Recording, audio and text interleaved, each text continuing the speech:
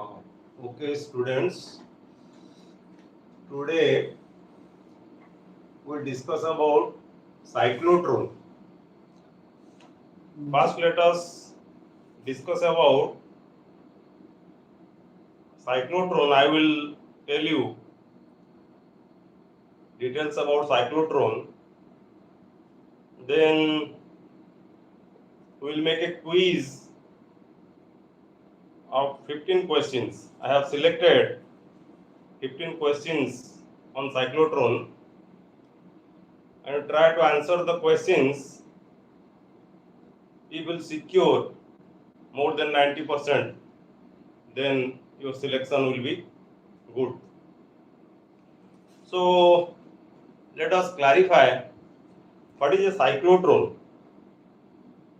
Cyclotron is a machine which is basically used to accelerate the charged particles. Okay, to accelerate the charged particles, we need a device which is called cyclotron. So what is the use of the accelerated charged particles? Basically, the accelerated charged particles, they are used to use for your nucleus, used to find out the various mechanism which are going in nucleus. Basically, to study the nuclear model. To study the nuclear model, we need high energy particles. But to study the atomic model, we need low energy particles. Atomic model means extra nuclear part. To study basically the part which are not included in nucleus, the extra nuclear part, we need low energy particles, and to study the nucleus, we need high energy particles. How you can prepare high energy particles?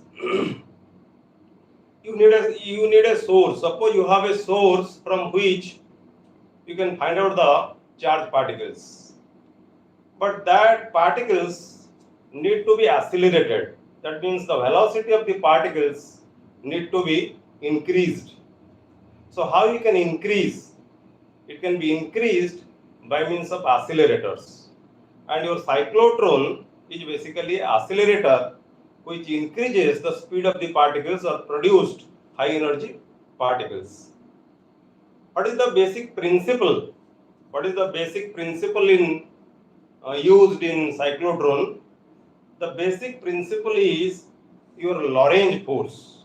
We use Lorentz force in cyclotron. So let me tell you what is Lorentz force. Lorentz force is the vector sum of two forces, that is your electric force and magnetic force. Remember, Lorentz force is the vector sum of electric force and magnetic force. How you define the electric force? By the product of charge and the electric field, Q into E, that is the electric force. And what is the magnetic force? Magnetic force is equal to Q into V cross B. Remember, it is Q into V cross B. So the charged particles Q, that must have a velocity, and the charged particle is to be passes through a magnetic field. To find out a Lorentz force, we need two forces, that is the force due to electric field and the force due to the magnetic field. But sometimes we also say the magnetic force is the Lorentz force. So you should not confuse. When in some books it is written that only the magnetic force is the Lorentz force, that means there the electric force, there is no electric force. If the electric force is equal to 0, in that case you also say the magnetic force is the Lorentz force. So in case of cyclotron, we use Lorentz force. This is the basic principle. Then about the construction. What is about the construction of the cyclotron? Cyclotron, you imagine the basic construction like this. The cyclotron is just like a cylindrical vessel. You imagine it is a cylindrical body, and inside the cylindrical body you have vacuum.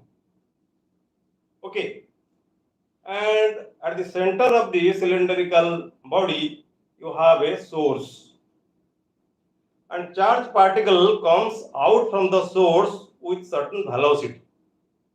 Okay, but that velocity you need to accelerate. You need to accelerate the velocity. So how you can accelerate the velocity? To accelerate the velocity, we have designed the cyclotron like this. We have taken two D's.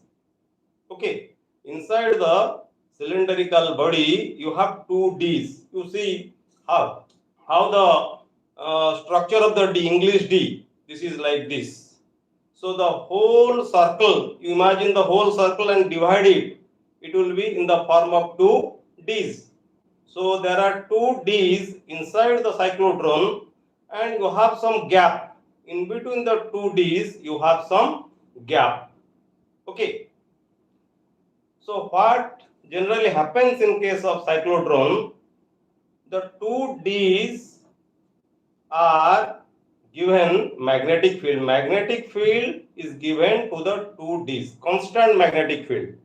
Okay, constant magnetic field is given to the two D's. So what will happen? You have taken the source, and from the source you have taken the charge particle. The charge particle is coming from the source, and when it passes through the D's, what happens? Lorentz force, that is the magnetic force, will be produced. I have told you the Lorentz magnetic force, that is Q into V cross B. So when the charge particle coming from the source passes through the D's, metallic D's, Lorentz force will be produced. And you know how Lorentz force will be produced. It will obey the right hand thumb rule like this. Imagine this is the right hand thumb rule. And if this will be the magnetic field and this will be the velocity of the charge particle, then this will be the direction of the force.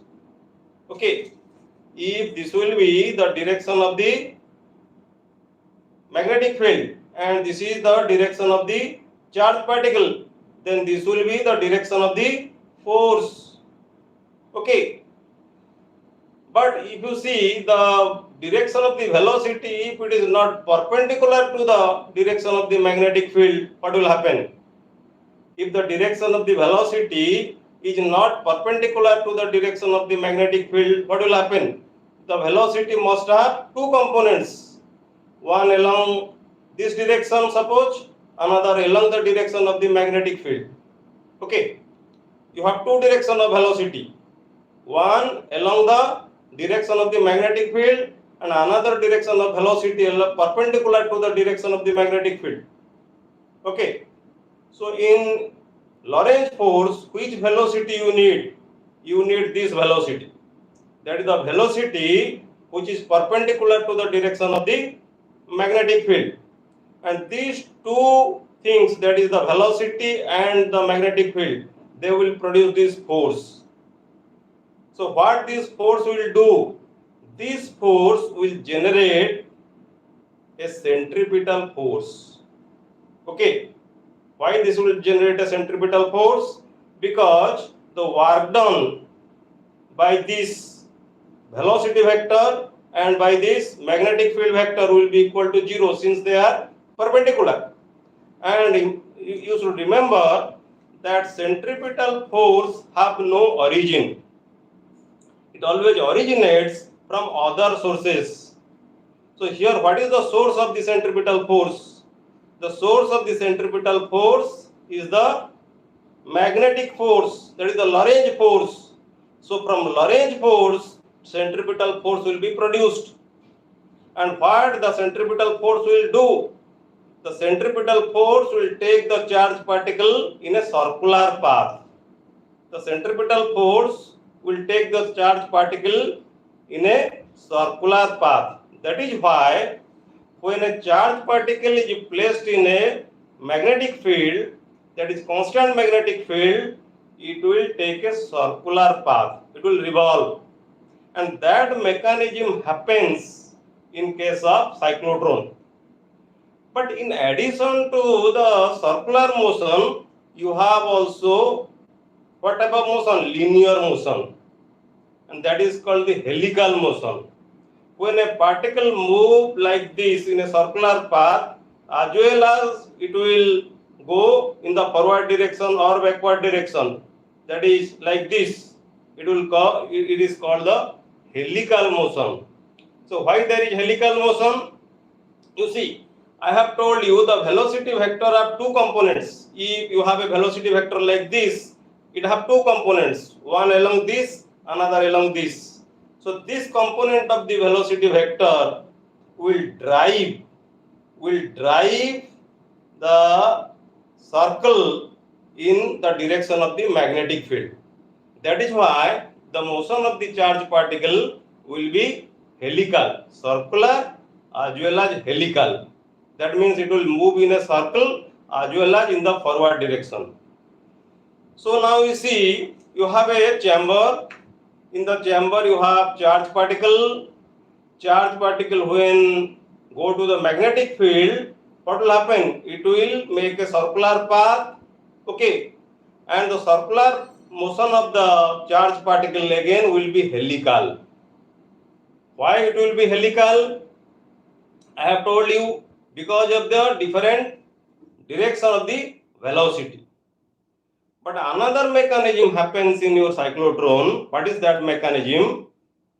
When the charged particle move from one D to the other D, there is a gap between the two Ds. And in between the two gaps, you have to give a electric field. You have to connect it a oscillator. That means you will give a electric field.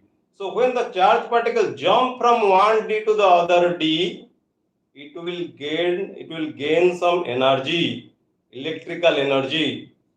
Okay, that is why the helical motion, the radius of the charged particle will increase. And when the radius of the charged particle will be equal to the radius of the D, the charged particle will come out. Okay, the charged particle will come out, and that charged particle is called the accelerated charged particle, and that particles are ready for the bombardment with the atoms to study the nuclear structure. Okay, so this is the basic mechanism of the cyclotron. Then what formula you will use in it? The formula is very simple. What formula you will use when a particle will move in a circular path? The formula is the centripetal force. The formula is the centripetal force, that is mv square by r. R is the radius of the circular motion of the charged particle. M is the mass of the charged particle, and v is the velocity of the charged particle. And that centripetal force must be equal to the Lorentz force. That must be equal to the Lorentz force, because Lorentz force is driving the charged particle to move in the circular motion. So what is the magnitude of the Lorentz force? QVB. QV cross B, if it is maximum, then it will be equal to QVB. So mv square divided by r will be equal to QVB. And from this expression you can find out the velocity of the charged particle. It is very simple. You should not remember so many things. You should remember the key points. That is, the centripetal force is equal to what force? The Lorentz force. Okay, you have to remember this formula. Then second theory comes to you in the examination. What is the kinetic energy? What is the kinetic energy? Half mv square. You have found out the magnitude of velocity from the expression. what? mv square by r is equal to qvb. So what will be the kinetic energy? Half mv square, half multiply half m with v square, you will get the kinetic energy. Very simple. Then third thing, you have to find out the frequency. With what frequency it is moving. For frequency, which formula you will apply? Very simple formula, v equal to r omega. Simple relation. V is equal to, here you have find out the linear velocity. And what is the linear velocity relation between linear velocity and angular velocity? V equal to r omega. And omega is equal to twice pi by t. And 1 by t is the frequency. Okay. So you have found out V, you have found out, you have everything. You have R. So you can easily find out the value of the frequency of the cyclotron. Okay. So this is the basic theory. This is the basic theory, and for long question, you have to write what is cyclotron. Cyclotron is basically a device to produce accelerated charged particles. Then in which principle it acts? It acts on the principle of what? Which force? Lorentz force. Then about the construction, I have told you how it is constructed. Then about the theory. In the theory, you only calculate what? You calculate the velocity, you calculate the kinetic energy, and you calculate the frequency. That's much you have to remember. Now I will test some questions what I have discussed. You practice in your note and you try to answer the questions. If your answers is more than 90%, then your score is more than 90%, then it is very good. So the first question is, cyclotron is a machine to accelerate. Options are charged particles, ions, both positively and negatively charged particles, all of the above. Which one will be correct? Cyclotron is a machine to accelerate charged particles, ions, both positively and negatively charged particles, all of the above. Who can say? Very good. It is all of the above. In cyclotron, you can accelerate charged particle. Your ions are also charged particles, and you can accelerate both positive charge and negative charge. So answer D will be correct. Next question. Cyclotron was invented by E.O. Lorentz, B. Faraday, C. Maxwell, D. H. Lorentz. Cyclotron was invented by E.O. Lorentz, Faraday, Maxwell, H. Lorentz. Remember, the answer will be E.O. Lorentz. You should remember it. The answer will be E.O. Lorentz.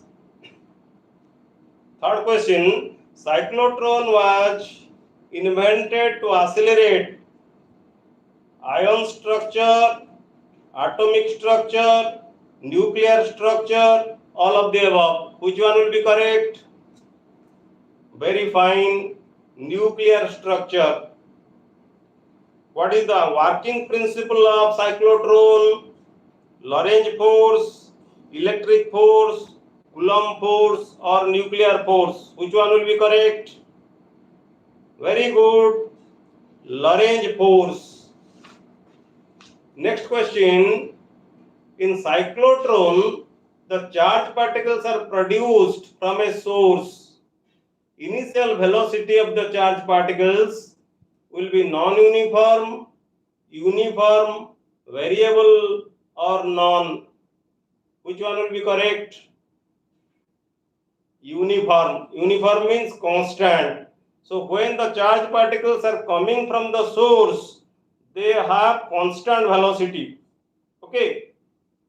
But when it passes through the D's, metallic D's, it accelerates. Okay. In next question, sixth question, in cyclotron, the charged particles produces what type of motion inside the D's? Circular, helical, both circular and helical, elliptical. Which one will be correct? Yes, yes, both circular and helical. Okay, both circular and helical. When the charged particle moves in the magnetic field, it becomes circular and also it becomes helical due to the component of velocity along the direction of the magnetic field. Every time the charged particles move from one D to the other, it is acted upon by electric field, magnetic field, both electric and magnetic field, no field. Which one? Every time the charged particles moves from one D to the other, it is acted upon by electric field. Okay, it is acted upon by electric field, because so long as it is in the D, metallic D, it will be acted upon by the magnetic field. When the charged particle remains in between the two D's, that is in the gap, it will be acted by electric field, because the electric field will accelerate the charged particle. The radius of the circular path will increase by the electric field. Next question. The charged particle is always accelerated by magnetic field, both electric and magnetic fields, electric field, and none of the above. Which one will be correct? I have repeated the question. Got it? Okay, the next question. Due to the acceleration of the charged particle, the radius of the orbit decreases, remains the same, becomes double, increases. Due to the acceleration of the charged particle, the radius of the orbit, what happens? What happens? The radius increases. What happens? The radius will increase. Next question. When the charged particle comes out to bombard the target, when the charged particle comes out to bombard the target, the radius of the orbit of the charged particles becomes equal to the D. Yes or no? What will be the answer? Yes. Which force produces centripetal force? Which force produces centripetal force? Electric, magnetic, Lorentz, none of the above. Remember, it is the magnetic force, not the Lorentz force. Don't confuse. Sometimes students get confused between magnetic force and Lorentz force. I have told you Lorentz force is the vector sum of electric force and magnetic force. But when the electric force is absent or electric force equal to 0, the magnetic force can also be called the Lorentz force. But I have asked you which force produces centripetal force. That is the magnetic force which produces the centripetal force, not the Lorentz force. If you write Lorentz force, then electric force is also there. But electric force, what electric force do? Electric force will increase. It will increase the radius of the circular path of the electron. That means the energy of the charged particle, not electron, the energy of the charged particle will increase. Then question will become like this: velocity of charged particle. How you can calculate the velocity of the charged particle? I have told you from the equation mv square by r is equal to how much? QVB. So you can calculate it, and question may come like this from this option. You see the options and tell me which one be the velocity v you calculate it, it will be equal to Q VR divided by M. Okay. Similarly, you also calculate the kinetic energy, you also calculate the frequency of oscillation, and these are the some multiple MCQ questions which will be asked to you in the examination. And if you have any doubt, you may ask me. I am giving you 2 minutes time.